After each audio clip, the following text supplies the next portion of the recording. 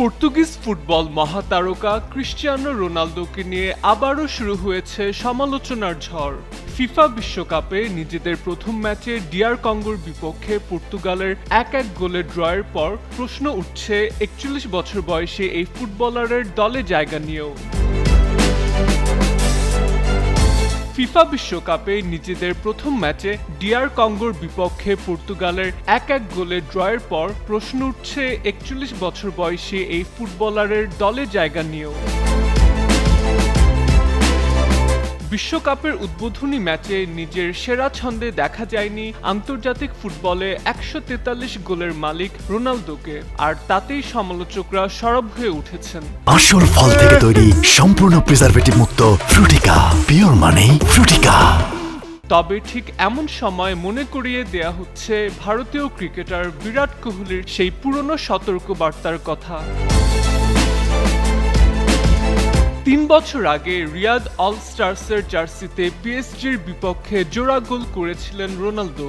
এরপর সামাজিক যোগাযোগ মাধ্যমে সমালোচকদের কড়া জবাব দিয়েছিলেন কোহলি। তিনি বলেছিলেন, 38 বছর বয়সে সর্বোচ্চ পর্যায়ে পারফর্ম করা রোনালদোকে যারা প্রতি সপ্তাহে সমালোচনা করেন তারা বড় ম্যাচের পারফরম্যান্সের পর সুবিধামতো চুপ হয়ে যান। যদিও বাস্তবতা হলো ম্যানচেস্টার ইউনাইটেড, রিয়াল মাদ্রিদ কিংবা জুভেন্টাসের সেই দুর্দান্ত রোনালদো এখন আর নেই। তবে বয়সের এই পর্যায়েও থেমে যাননি তিনি। 2025-26 মৌসুমে আল নাসরের হয়ে 30 ম্যাচে করেছেন 28 গোল। বিশেষজ্ঞদের মতে বর্তমান পর্তুগাল দলে রোনালদোর সবচেয়ে বড় চ্যালেঞ্জ হলো সতীর্থদের সঙ্গে সমন্বয়। কারণ দলের তরুণ ফুটবলাররা অনেক বেশি গতিময় এবং ইউরোপের শীর্ষ লিগে নিয়মিত খেলছেন। 2022 কাতার বিশ্বকাপ থেকে পর্তুগালের বিদায়ের পরও ফুটবল ইতিহাসের অন্যতম সেরা এই কিংবদন্তির প্রতি নিজের শ্রদ্ধা প্রকাশ করেছিলেন কোহলি। তিনি বলেছিলেন, কোনো ট্রফি বা খেতাবই রোনালদোর অবদানকে মাপতে পারবে না। তার কঠোর পরিশ্রম, নিবেদন এবং জয়ের ক্ষুধা প্রতিটি ক্রীড়াবিদের জন্য অনুপ্রেরণা।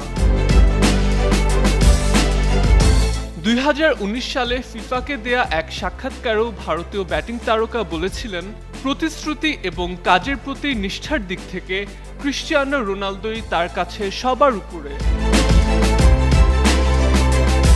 এদিকে চলমান বিশ্বকাপের পর আন্তর্জাতিক ফুটবলকে বিদায় জানাতে পারেন রোনালদো, এমন গুঞ্জনও রয়েছে।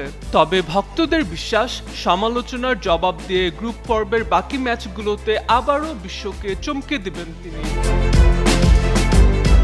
মাহাদি আহমেদ, যুগান্তর নিউজ।